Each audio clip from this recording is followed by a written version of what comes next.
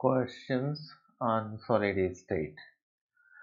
ये physical organic chemistry का पहला चैप्टर है जिसमें सॉलिड स्टेट ठोस अवस्था। सॉलिड स्टेट का मतलब ठोस अवस्था के कुछ भागों पर क्रिस्टल लैटिस के कुछ लक्षणों पर प्रश्न हल किए जाएंगे। अब इन पहले पोर्शन में हल करने का मतलब ये हो गया कि किसी भी क्रिस्टलीय ठोस की जो अवयवी कण होते हैं उन अवयवी कणों को हम घनाकार क्रिस्टल के रूप में ले रहे हैं। घनाकार क्रिस्टल का मतलब ये हुआ कि इसकी संरचना घन होगी। एक घनाकार क्रिस्टल की संरचना हम जो ले रहे हैं इसका मतलब ये हो गया कि घन की जो क्रिस्टल की जो संरचना होगी वो घनीय होगी और घनीय संरचना में जो क्रिस्टल होंगे उनके फिर अवयवी संरचनाएं भी घनाकार होंगी। तो उनमें प्रश्न की स्थिति में पहला ब्रेविस लैटिस है, ब्रेविस चालक है। ये 4 प्रकार के ब्रेविस चालक हैं। एक सरल या आद्य, इसको अंग्रेजी में सिंपल या प्रिमिटिव क्रिस्टल लैटिस कहते हैं। दूसरा जो है वो फेस सेंटर्ड या फलक केंद्रित क्रिस्टल जालक है। और तीसरा जो है वो काय केंद्रित जालक है, यानी अंग्रेजी में इसको बॉडी सेंटर्ड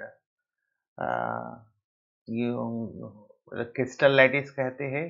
और चौथा जो है वो अंत केंद्रित जालक है, इसको अंग्रेजी में एंड सेंटर्ड क्रिस्टल लैटिस कहते हैं। तो सिंपल या प्रिमिटिव, सरल या आद्य जो ब्रेविस लैटिस है, इसकी पहचान ये होती है कि जो घन है, घन के शीर्ष पर अवयवी कण उपस्थित होते हैं। जब घन के शीर्ष पर अवयवी कण उपस्थित होते हैं तो ये जो है सिंपल या प्रिमिटिव यानी सरल या आद्य प्रकार का क्रिस्टल जालक कहलाता है। फेस सेंटर्ड क्रिस्टल लैटिस का मतलब ये हुआ फलक केंद्रित जालक।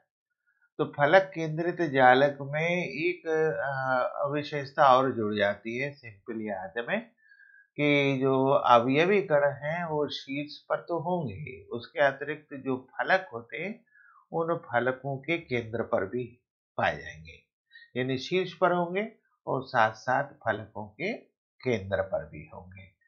तो एक घनाकार क्रिस्टल लैटिस में कुल 8 शीर्ष होते हैं।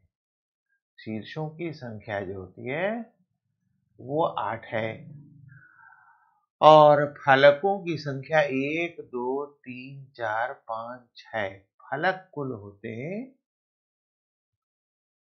फलक कुल 6 होंगे, ठीक है।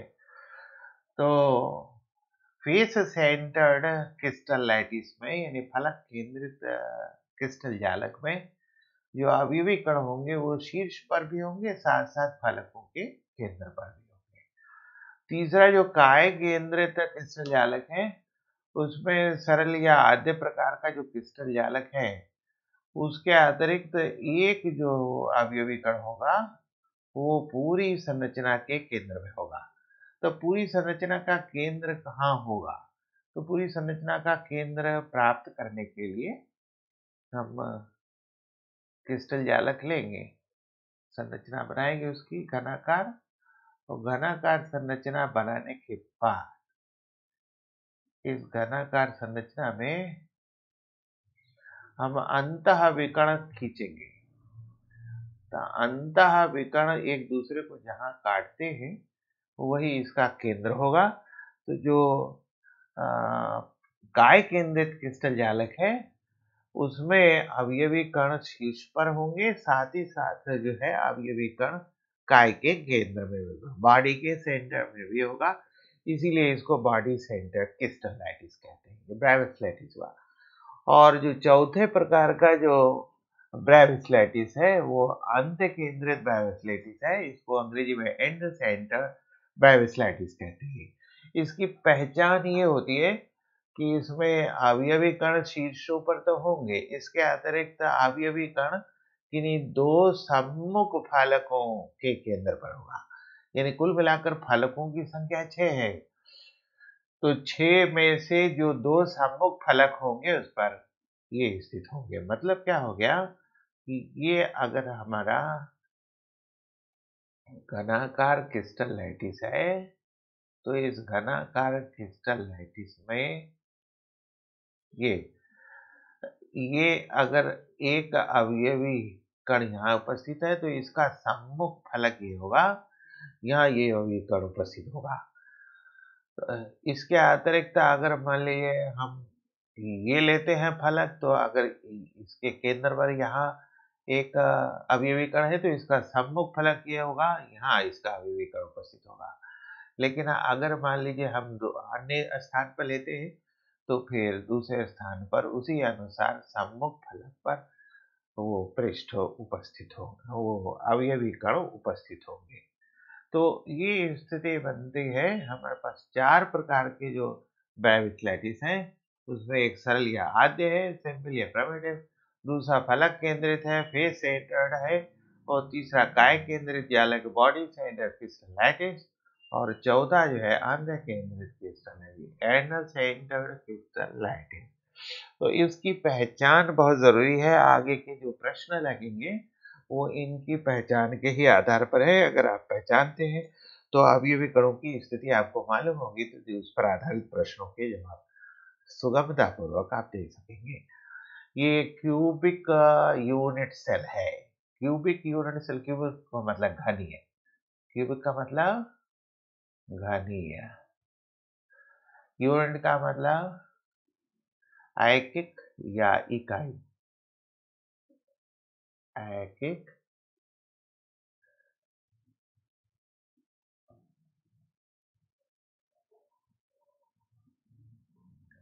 या इकाई, और सेल का मतलब हिंदी में कोष्ठिका से होता है, कोष्ठिका, यानी घनीय ऐकिक कोष्ठिका, घनीय ऐकिक कोष्ठिका ये क्रिस्टल लैटिस का अवयवी भाग होता है। यानी क्रिस्टल लैटिस जिन अवयवी भागों से मिलकर बना होता है उसको एकक कोष्ठिका कहते हैं। ये अगर घनाकार है, इसकी ज्यामितीय आकार घनीय है, तो घनीय होने के कारण इसको क्यूबिक यूनिट सेल कहेंगे। तो ब्रेविस जालक के आधार पर भी जो क्यूबिक यूनिट सेल है वो ये 4 प्रकार के हैं। Number 1 simple cubic unit cell, सरल घनीय एकक कोष्ठिका, इसको अंग्रेजी में सिंपल क्यूबिक यूनिट सेल कहेंगे। तो सिंपल से एस हो गया, क्यूबिक यूनिट सेल एक वर्ड माना जाएगा, ये सी से शुरू हुआ इसलिए इसको एस सी लिखेंगे। दूसरा फलक केंद्रित घनीय एकक कोष्ठिका है, इसको अंग्रेजी में face centred cubic unit cell कहते हैं। तो फेस से एफ हो गया, सेंटर्ड से सी हो गया, अब क्यूबिक यूनिट सेल से सी हो गया, इसलिए इसको शार्ट में एफसीसी कहेंगे। तीसरा जो है वो काय केंद्रित घनीय एकक कोष्ठिका है, इसको अंग्रेजी में body centred cubic unit cell कहते हैं। तो बॉडी से बी ले लेंगे, सेंटर्ड से सी ले लेंगे, क्यूबिक यूनिट सेल से सी, इसलिए इसको संक्षिप्त रूप में बीसीसी से लिखा जाता है। चौथा अंत केंद्रित है, यानी end centred cubic unit cell, end में ई, सेंटर्ड से सी, और क्यूबिक यूनिट सेल से सी ले लेंगे, इसलिए संक्षिप्तीकरण इसका ईसी से होगा। अब इसकी पहचान क्या होगी? तो जिस तरह से ब्रेविस लैटिस की पहचान हुई है वैसे ही हम यहाँ घनीय क्यूबिक यूनिट सेल की पहचान करेंगे। ये स्थिति है। हमने यहाँ पॉइंट ली है ए बी सी ई और डी। ए शीर्ष है, तो एक घनाकार यूनिट सेल में, एक घनाकार यूनिट सेल में कितने कितने भाग हो सकते हैं? हम एक सिंपल सी संरचना ले रहे हैं।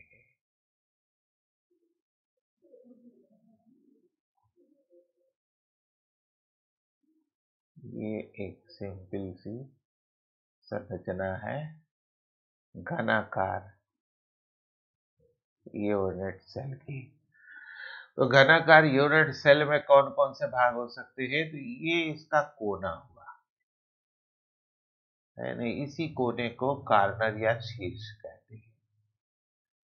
तो क्यूबिक यूनिट सेल में जो पहला पॉइंट हुआ पहचानने का, लक्षण का, वो इसका हो गया कोना, जिसको शीर्ष या हेड कहते हैं। दूसरा जो भाग होता है ये फलक हो गया, एक ऊपर का फलक है, एक नीचे का फलक, एक दाहिना फलक, एक बायां फलक, एक सामने का फलक और एक पीछे उसके ठीक सामने का फलक पीछे का। तो कुल फलकों की संख्या 6 हो जाएगी, यानी कुल हमारे पास 8 शीर्ष हो जाएंगे और फलक कुल मिलाकर के 6 होंगे। काय केंद्र यानी इसका सेंटर कहाँ होगा?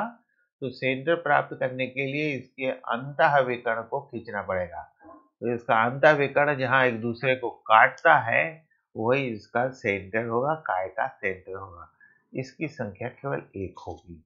कोर, ये फलक एक दूसरे से जहां मिलते हैं, फलकों का अंतर्विष्ट पृष्ठ या अंतर्विष्ट क्षेत्र, ये कोर कहलाता है। इसको कोर कहते हैं। तो कोरों की संख्या क्या होगी? ऊपर मिलाकर के ये 4 कोर, नीचे मिलाकर के ये 4 कोर, 8 हो गए। ये एक कोर हुआ 9, ये एक कोर 10, ये एक कोर 11 और ये एक कोर 12। कुल 12 कोर होंगे। अंतःविकर्ण की स्थिति यही है। एक यहाँ से मिलाएंगे तो एक अंतःविकर्ण होगा, एक यहाँ से मिला दें ये एक अंतःविकर्ण होगा, एक यहाँ से मिला दें ये एक अंतःविकर्ण होगा और एक जो है मिलाकर यहाँ मिला दें तो ये अंतःविकर्ण होगा। तो अंतःविकर्णों की संख्या कुल मिलाकर के 1, 2, 3 और 4 हो जाएगी। तो अंतःविकर्णों की संख्या कुल 4 होगी। तो अब इस क्यूबिक यूनिट सेल का प्रकार हो गया, 4 प्रकार के क्यूबिक यूनिट सेल मिले। एक सरल या आद्य, दूसरा फलक केंद्रित एफसीसी, तीसरा काय केंद्रित वीसीसी और चौथा एन सेंटर्ड ईसीसी। अब इसकी पहचान क्या होगी? तो एससी में जो अवयवी कण होंगे वो केवल शीर्ष पर होंगे। कुल 8 शीर्ष हैं, इन 8 शीर्षों पर ये पाए जाएंगे। यानी एससी संरचना में ये एससी संरचना है, इसमें केवल अवयवी कण जो है वो शीर्ष पर है, अन्य कहीं भी अवयवी कण आपको दिखाई नहीं देंगे। तो 8 शीर्ष पर ये अवयवी कण उपस्थित होंगे। दूसरा फेस सेंटर्ड यूनिट सेल, ये एफसीसी है। यहाँ से जो अवयवी कण है वो शीर्ष यानी कोने पर तो होंगे, साथ ही साथ जो है ये फलकों के केंद्र पर भी होंगे।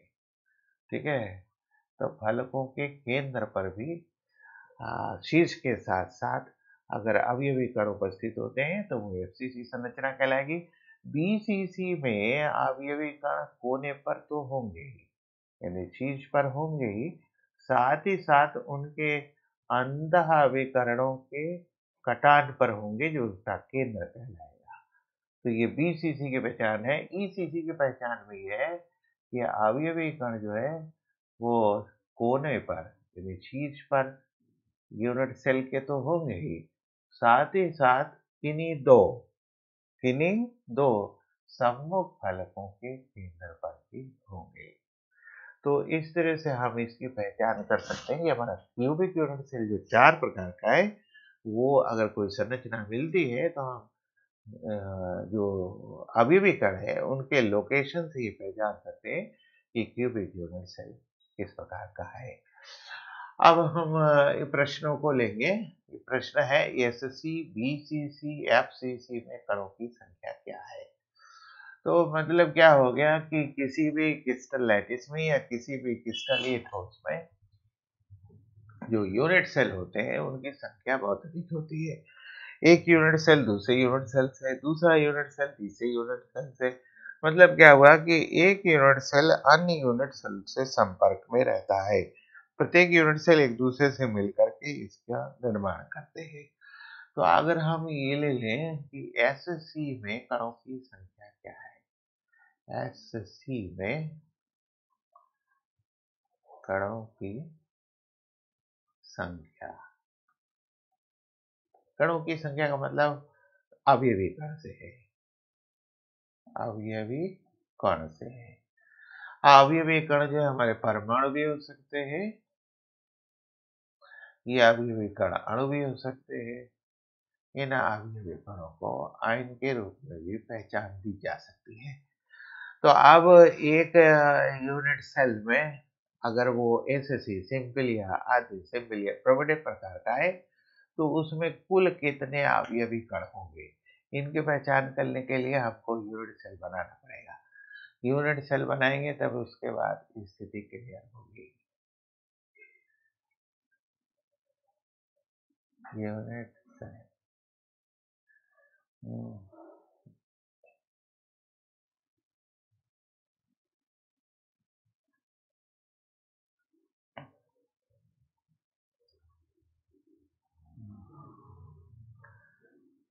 यूनिट सेल ये घनाकार है,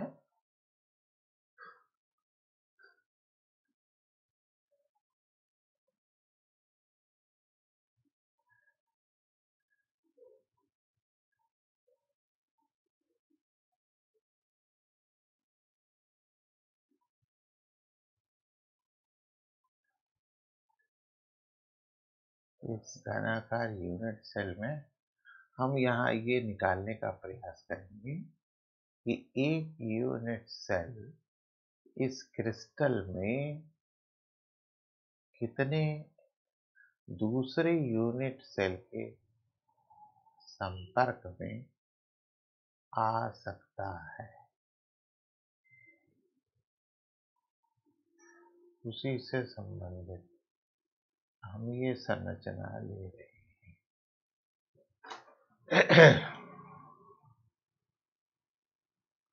उसी से संबंधित ये संरचना हमारी जा रही है। ठीक है, अब हम इसकी गिनती करें। ये 1 हो गया, ये 2 हो गया, ये 3 हो गया, ये 4 यूनिट सेल हो, ये 5वीं यूनिट सेल हो गई, ये 6ठी यूनिट सेल हो गई, ये 7वीं यूनिट सेल हो गई और ये 8वीं यूनिट सेल हो गई। ये कुल 8 यूनिट सेल हो गए। अब इस 8 यूनिट सेल को हम मान रहे हैं कि ये SC simple cubic unit cell है, ये सिंपल यूनिट सेल। तो इसकी पहचान होगी कि इसके अवयवी कण जो होंगे वो केवल इसके शीर्ष पर होंगे। हम उसका एक शीर्ष ये ले रहे हैं, ये इसका शीर्ष है। अब आप ये समझिए कि एक शीर्ष जो है वो कुल 8 यूनिट सेल के संपर्क में है, यानी एक शीर्ष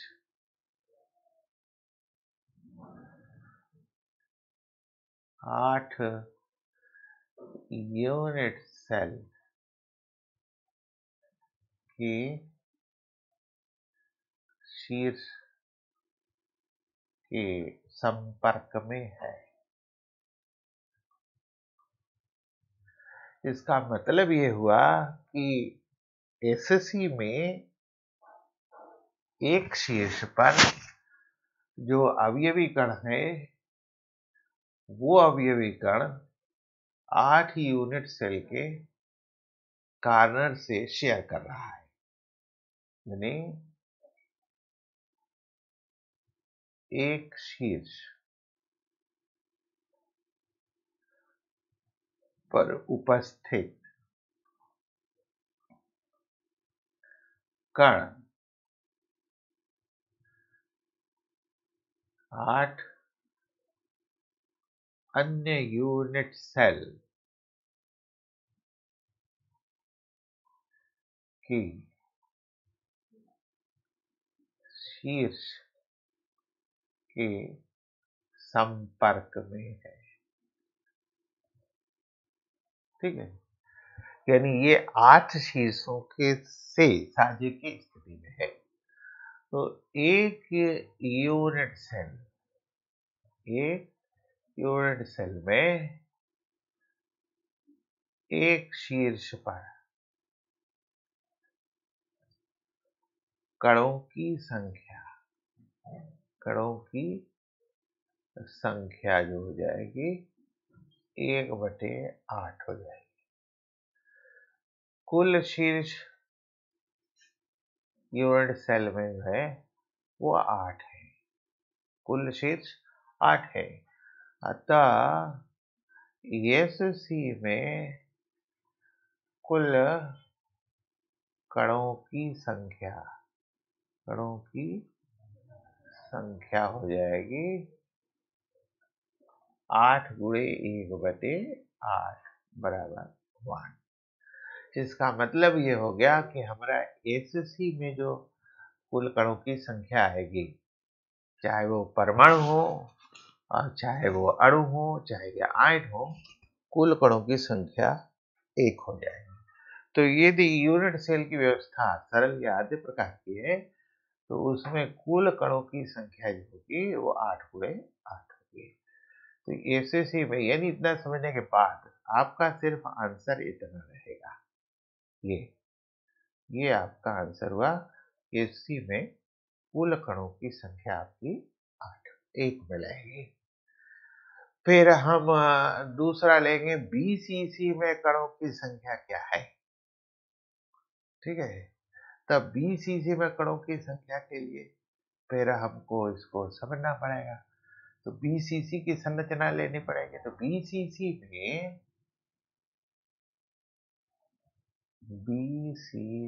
में कण 2 जगह है। बीसीसी में कण की स्थिति जो है वो 2 जगह है, एक शीर्ष पर और दूसरा केंद्र पर। तो शीर्ष पर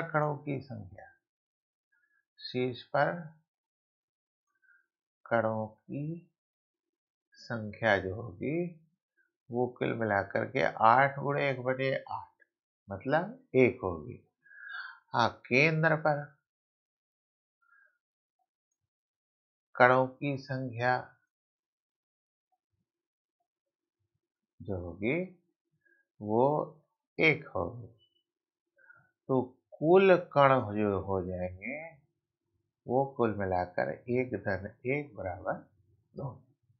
तो अगर संरचना बीसीसी की है तो बीसीसी की संरचना में कण जो है शीर्ष पर भी होंगे, केंद्र पर भी होंगे। तो शीर्ष पर कणों की संख्या 8 गुणे 8 हो जाएगी यानी 1, और केंद्र पर कणों की संख्या 1 हो जाएगी।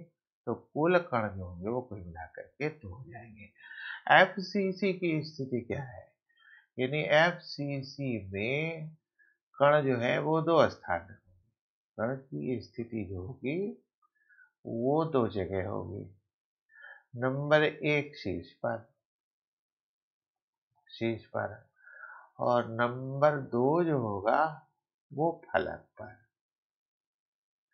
तो शीर्ष पर जो कणों की संख्या है, शीर्ष पर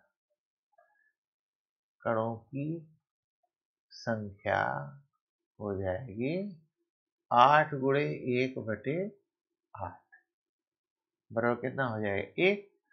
अब एक फलक जो है कुल 2 फलकों के संपर्क में आता है ना। तो फलक के केंद्र पर जो कण है वो 2 फलकों के बीच शेयर होगा। फलक पर ये स्थिति है, हम यहाँ ले रहे हैं एक, ये हो गया।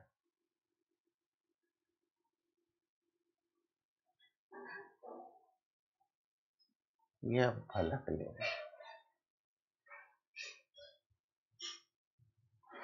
फलक। ये एक फलक जो है ये 2 अन्य फलकों के संपर्क में है। ये फलक 2 अन्य फलकों के संपर्क में है। तो इसका मतलब ये हुआ कि ये जो अवयवीकरण है, दो फलकों के बीच साझे में रहेंगे, तो एक फलक पर कणों की संख्या कितनी हो जाएगी? 1/2 हो जाएगी। यानी एक फलक पर, हाँ, बराबर कितने हो जाएगी? 1/2। कुल फलक हमारे पास कितने हैं? कुल फलक जो है वो 6 है। तब फिर फलकों पर कण कितने हो जाएंगे? 6 गुणे 1/2 बराबर 3। तो एफसीसी में कुल जो हो जाएंगे, एफसीसी में कुल मिला के कण हो गए आपके शीर्ष पर 1 और फलक पर कितने? 3। तो कुल मिलाकर के 4 हो गए। तो इस तरह से हम इस सवाल के जवाब में जा सकते हैं कि एससी में कुल कणों की संख्या कितनी हो गई? 1। फिर बीसीसी में कणों की संख्या कितनी हो गई? ये 2। और फिर एफसीसी में कणों की संख्या कुल मिलाकर के 3 हो गई। तो ये पहले प्रश्न का उत्तर हो गया। अब हम दूसरे प्रश्न में आ रहे हैं। इस प्रश्न में ये कहा गया कि P और Q से निर्मित एक जालक में P शीर्ष पर है और Q काय के केंद्र पर है। तो इसका सूत्र क्या होगा? ठीक है, तो हम जो भी सूत्र लेंगे उस सूत्र की संरचना, उस सूत्र का जो स्वरूप होगा वो Px और Qy। ये x जो होगा वो P की संख्या होगी और ये जो y होगा ये Q की संख्या है। मतलब क्या हो गया कि Q जो है, ये P जो है ये शीर्ष पर है, तो फिर शीर्ष पर P की संख्या जो हो जाएगी 8 गुणे 1/8 बराबर 1 हो गए। और Q काय के केंद्र पर है, तो केंद्र पर Q की संख्या जो होगी वो कुल मिलाकर के 1 होगी। तो फिर x भी कितना हो गया? 1 हो गया। y कितना हो गया? 1 हो गया। तो फिर सूत्र हो जाएगा P1 Q1 यानी PQ। ये इस प्रश्न का जवाब हुआ। तो इस तरह से इस प्रश्न की स्थिति सही हो गई। अब दूसरा प्रश्न है, उस घनीय जालक में कणों की गणना कीजिए जिसमें अवयवी कण शीर्ष पर और काय के अंतः विकरणों पर 2-2 की संख्या में है ना। मतलब क्या हो गया कि कण की स्थिति हो गई शीर्ष और अंतः विकर्ण। ठीक है, अंतः विकर्ण। तो एक विकर्ण पर 2, तो 2 विकर्ण पर कितने हो जाएंगे? 4। तो शीर्ष पर